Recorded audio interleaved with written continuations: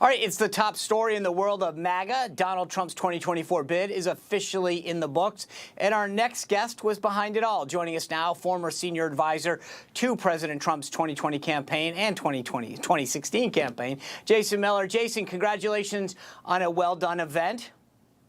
Sean, thank you. And Lindsay, hello. And just to be clear, I had a supporting role in this. I was not the one driving the train. They had some fantastic event staff. Speechwriters, President Trump did all the work. I was just along for the ride to help out a little bit, but it was great to have a front row seat. Literally, I got to sit in the front row, so I've been upgraded.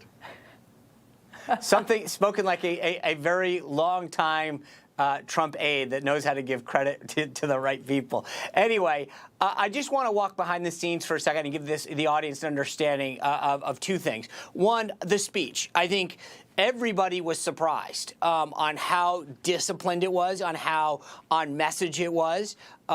So talk to us about what that decision-making was like. Number two, Lindsay was very convinced that it was going to be at Mar-a-Lago.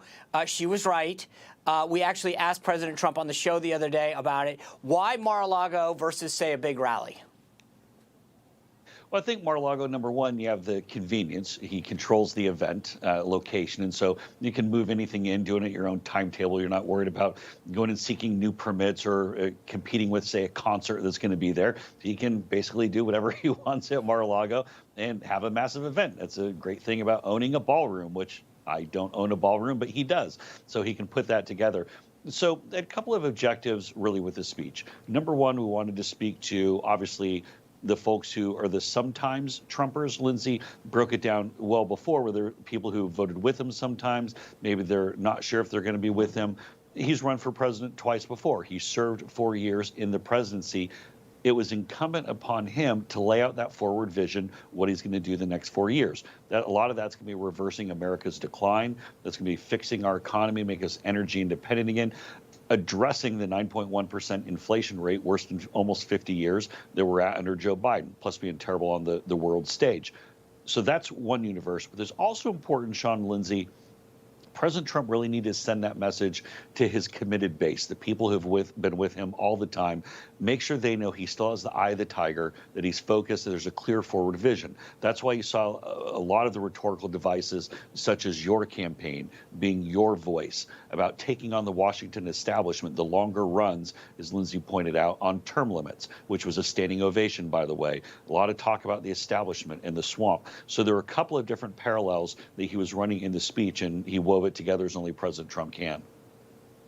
You know, Jason, there's been a lot of chatter about the timing of this announcement. You actually, and Kayleigh McEnany and a few other former aides, called on Trump to postpone this announcement until after the Georgia Senate runoff in December, considering we're still in 2022. Former President Trump did mention Herschel Walker in his speech last night. I just want to play a clip of that for our audience. We must all work very hard for a gentleman and a great person named Herschel Walker, a fabulous human being who loves our country and will be a great United States Senator. Herschel Walker, get out and vote for Herschel, and he deserves it. All right, a lot of people were very happy to hear him say that. Now that he has made the announcement early, do you think the timing is right? And how will this affect his campaign since it's so early on? Yeah, great question. So as Sean knows, having worked for the president as well, he's actually very receptive to outside ideas and pushback, is saying, let's go a different direction. He's also not particularly shy about telling you when he thinks you're dead wrong.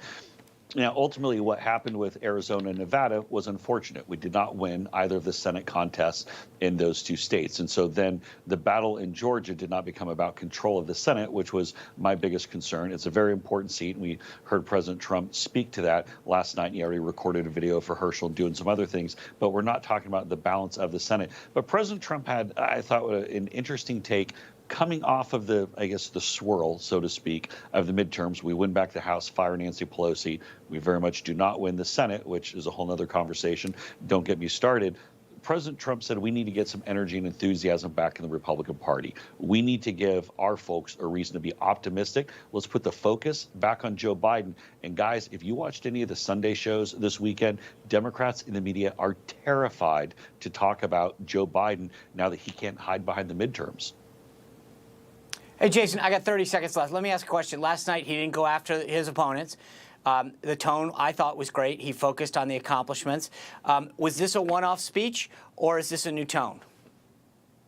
I think it's clearly laying out the vision. You only get that one chance to go do a rollout, to have your announcement event. Obviously, we didn't come down the magical escalator. I think that was kind of a one-time deal, as you guys played the clip a moment ago.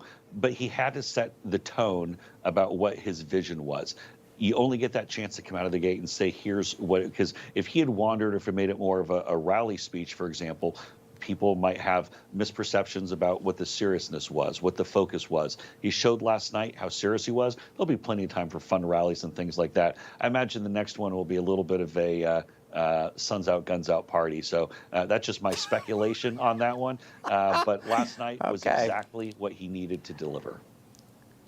All right, that makes us all want to tune into that next one now. All right, Jason, thanks a lot. Appreciate it. Thanks for coming in and breaking it all down. Thanks, guys.